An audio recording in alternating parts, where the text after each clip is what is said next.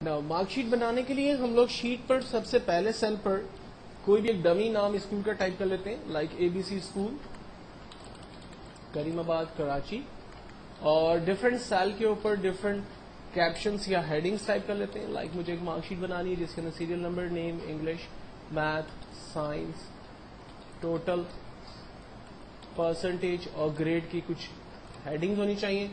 Serial number print करने का तरीका मैं आपको पहले ही बता चुका हूं। आप 1 लिखकर माउस को डॉट के ऊपर रखें, जब वो प्लस बन जाएगा तब क्लिक प्रेस करते हुए नीचे आएंगे। ये मार्कशीट्स के सीरियल नंबर जो है वो जनरेट हो गए।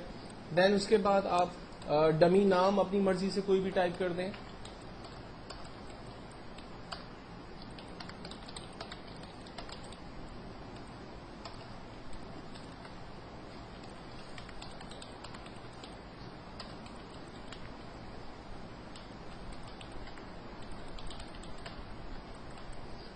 देन सीरियल नंबर में से random numbers, English, math, science, कोई भी अपनी मर्जी से आप टाइप कर दें।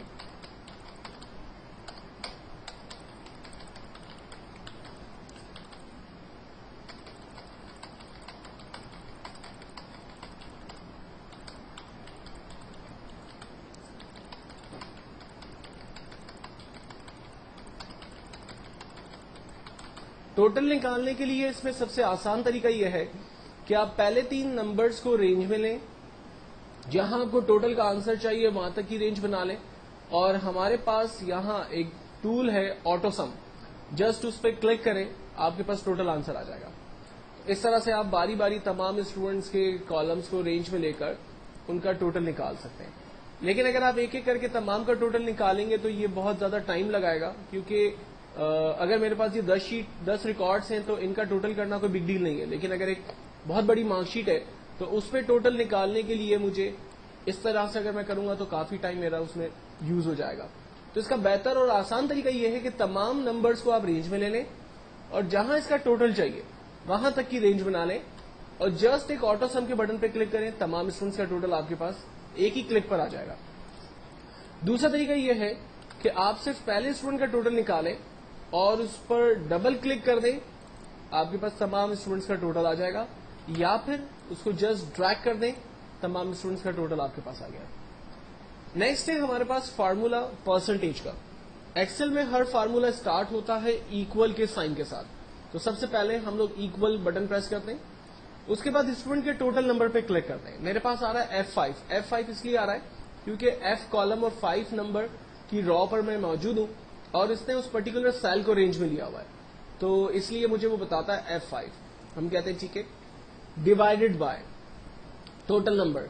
अब अली ने इंग्लिश में 85 नंबर लिए 100 में से, मैथ्स में 74 नंबर लिए 100 में से, साइंस में 74 नंबर लिए 100 में से।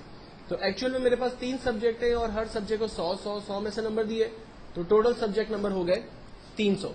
तो मैंने यहां पर दिया divided by 300 multiply by 100। Overall percentage हमेशा हम लोग 100 में से निकालते हैं, तो मैंने मल्टीप्लाई बाय 100 दिया, एंटर किया, फर्स्ट स्टूडेंट की परसेंटेज मेरे पास आ गई, और बिल्कुल पहले की तरह हम इसको ड्रैग करते हैं, तमाम स्टूडेंट्स की परसेंटेज मेरे पास आ गई। देन उसके बाद इंपॉर्टेंट फार्मूला है ग्रेड का। अब ग्रेड के फार्मूले को यूज करने से पहले 5 लॉजिकल चीजों को समझ लें। ग्रेड के फार्मूले में साइन यूज होती है, नंबर 1 ग्रेटर देन, इस साइन को कहते हैं ग्रेटर देन। इसके बराबर एक और साइन यूज होती है जिसको कहते हैं लेस देन। अगर मैं कहता हूं कि बच्चे की वैल्यू बड़ी है 80 से, तो कंप्यूटर जो है वो 80 से बड़ी वैल्यू को चेक करेगा, 80 को नहीं चेक करेगा, यानी 81, 82, 83 को चेक करेगा, क्योंकि हमने कहा कि अगर परसेंटेज बड़ी है 80 से तो उसमें 80 को नहीं चेक किया जा रहा, 81, 82, 83 को चेक किया जा रहा है। अगर हम कहते हैं कि वैल्यू छोटी है 80 से, तो इसका मतलब है कि वो 80 को नहीं चेक कर रहा, 80 से छोटी वैल्यू को चेक कर रहा है, 79, 78, 76 को।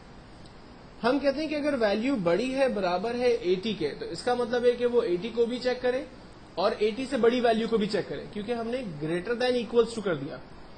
अगर हम कहते हैं कि परसेंटेज छोटी है इक्वल्स टू 80, परसेंटेज 80 को भी चेक करेगा और 80 से छोटी वैल्यूज को भी चेक करेगा। जबकि 5वीं कंडीशन है परसेंटेज बराबर है 80 के, तो एग्जैक्टली 80 अगर परसेंटेज आ रही है तो उसी को वो चेक करेगा, अदरवाइज तमाम वैल्यू को वो इग्नोर करेगा। تو یہ 5 ڈفرنٹ کنڈیشنز ہوتی ہیں جو ہم لوگ عام طور پہ گریڈ کے اس فارمولے میں اس وقت یوز کرنے جا رہے ہوتے ہیں. پہلا فارمولا گریڈ کا پہلے اسٹوڈنٹ کے لیے ہم استعمال کرتے ہیں ایکولس ٹو اف کا مطلب ہے اگر، بریکٹ اوپن، اس سیل کی ویلیو، پہلے بچے کی پرسنٹیج پہ کلک کیا، سیل ایڈریس آ رہا ہے G5. ہم نے کہا اگر اس سیل کی ویلیو بڑی ہے برابر ہے 80 کے تو کاما اس بچے کو A+ گریڈ دے دیں. ایکسل اور پروگرامنگ لینگویج کے اندر ہمیشہ خیال رکھنا کہ وہ ویلیو جو آپ کو screen per as it is print کروانی ہوگی اس ویلیو کو آپ انورٹڈ کاما کے اندر دیتے ہیں. ہم نے کہا اگر G5 کی ویلیو بڑی ہے برابر ہے 80 کے تو کاما اس بچے کو A+ گریڈ دے دیں. اور اگر ایسا نہ ہو تو کیا کرے؟ پھر ہمیں دوسری کنڈیشن لگانی ہوگی اور دوبارہ اف کو کھول کر دوبارہ اس پہ ایک نیا فارمولا ایڈ کرنا ہوگا. ایکچولی فارمولے کا سینٹیکس یہی ہوگا، فارمولے کی کنڈیشنز چینج ہوتی رہیں گی. میں آپ کو کر کے بتا دیتا ہوں. دوسرا فارمولا لگانے کے لیے ہم نے کاما لگایا اور لکھتے ہیں اف. جب اف کے اندر مزید اف کھلتے ہیں تو اس کو کہتے ہیں نیسٹڈ لوپ. بریکٹ اوپن، اگر اس سیل کی ویلیو بڑی ہے برابر ہے 70 کے تو اس بچے کو A گریڈ دے دیں. تیسری کنڈیشن اف اگر اس سیل کی ویلیو بڑی ہے برابر ہے 60 کے تو اس کو B گریڈ دے دیں. دین فورتھ کنڈیشن اگر اس سیل کی ویلیو بڑی ہے برابر ہے 50 کے تو اس کو C گریڈ دے دیں. اف اگر اس سیل کی ویلیو بڑی ہے برابر ہے 40 کے تو اس کو D گریڈ دے دیں. فائنلی ہم کہتے ہیں کہ اگر سیل کی ویلیو چھوٹی ہے برابر ہے 39 کے تو اس کو فیل کر دیں. اب جتنے بریکٹ اوپن ہوئے ہیں اتنے بریکٹ ہمیں کلوز کرنے ہوں گے. ایکسل میں یوزلی یہ ہوتا ہے کہ جب آپ ایک دفعہ بریکٹ اوپن کرتے ہیں تو اسے کلوز کرنے کی نیڈ نہیں ہوتی ہے، لیکن جب آپ ایک سے زیادہ بریکٹ اوپن کریں گے تو ان کو کلوز بھی کرنا پڑے گا. تو یہاں پر میرے 6 بریکٹس اوپن ہوئے ہیں تو میں ان 6 بریکٹ کو کلوز کر رہا ہوں. 1 2 3 4 5 6 اور ہر بریکٹ کا اپنا ایک کلر ہے تو ہمیں اس سے اندازہ بھی ہو جاتا ہے کہ وہ بریکٹ پراپرلی کلوز ہو رہے یا نہیں ہو رہے. فائنلی میں نے انٹر کیا، پہلے بچے کا گریڈ میرے پاس آ گیا اور اس کو سامنے رکھتے ہوئے میں ڈریگ کرتا ہوں، تمام اسٹوڈنٹس کا گریڈ میرے پاس آ جاتا ہے. اب ایکسل میں اتنے فارمولے لگانے کی کیا ضرورت تھی یا اتنا لمبا چوڑا کام کرنے کی ضرورت کیا تھی؟ یہ کام ہم شارٹ طریقے سے بھی کر لیتے تو ہمارا آنسر جو ہے وہ جنریٹ ہو جاتا ہے، یا ہم مینولی ٹائپ کر لیتے ہیں، ہاتھ سے لکھ لیتے. ایکچوئل میں ایکسل میں سب سے امپورٹنٹ چیز اس کے فارمولے ہی ہے. لوگ ایکسل کو پسند کرتے ہیں یا نا پسند کرتے ہیں، اس کا ریزن یہی ہے کہ اس کے فارمولے بڑے خطرناک ہیں. لوگوں کو پسند آتے ہیں فارمولے تو وہ محنت کرتے ہیں، سیکھتے ہیں. لوگوں کو نہیں پسند آتے تو گھبراتے ہیں اور چھوڑ کے چلے جاتے ہیں. ٹھیک ہے، تو ایکسل میں کیا فائدہ ہوا ان فارمولوں کو لگانے سے؟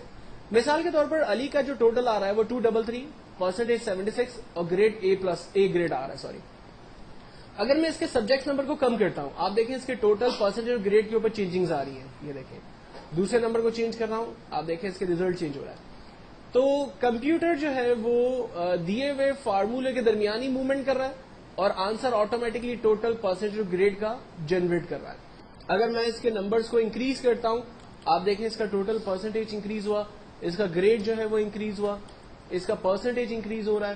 ایوری تھنگ ورکنگ میں ہے کیونکہ ہم نے فارمولوں میں تمام چیزوں کو جو ہے وہ آرڈر پوزیشن کے اندر رکھا ہوا ہے. تو یہ ایک مارک شیٹ کا کانسیپٹ ہے. مارک شیٹ کو کریٹ کرنے کے بعد جو ہم نے ٹاپ پر ہیڈنگز دی تھی، اب اس کو ذرا سینٹرلائز کرتے ہیں اپنی مارک شیٹ کا. اس وقت میرا جو آخری کالم ہے وہ ایچ ہے، تو ہم لوگ مارک شیٹ کو ایچ کالم سے رینج بنانا شروع کرتے ہیں، اے سے اور ایچ تک کی رینج بناتے ہیں. یہ پہلے ٹیکسٹ کے ساتھ آپ بہیو کریں گے. یہاں پر ایک ٹول ہے ہمارے پاس، مرج اینڈ سینٹر. جسٹ اس ٹول پر کلک کرتے ہیں، ہمارا ٹیکسٹ سینٹرلائز ہو گیا مارک شیٹ کا. دین سیکنڈ ہیڈنگ کو چوز کیا، کریم آباد کراچی، اور اس کو بھی ہم نے سینٹرلائز کر دیا. دین اس کے بعد بولڈ اٹیلک کو سارے ٹولس میں آپ کو بتا چکا ہوں، آپ فارمیٹنگ کے حوالے سے ان کو یوز کر سکتے ہیں. اس کے بعد میں ٹیکسٹ کی بارڈر بنا لیتا ہوں اور تاکہ میرا ٹیکسٹ جو ہے وہ تھوڑا سا فارمیٹنگ کے حوالے سے خوبصورت نظر آئے. یہ ہماری ایک کمپلیٹ مارک شیٹ ہے جس پر ہم نے ٹوٹل پرسنٹیج اور گریڈ کے فارمولوں کو یوز کیا ہے.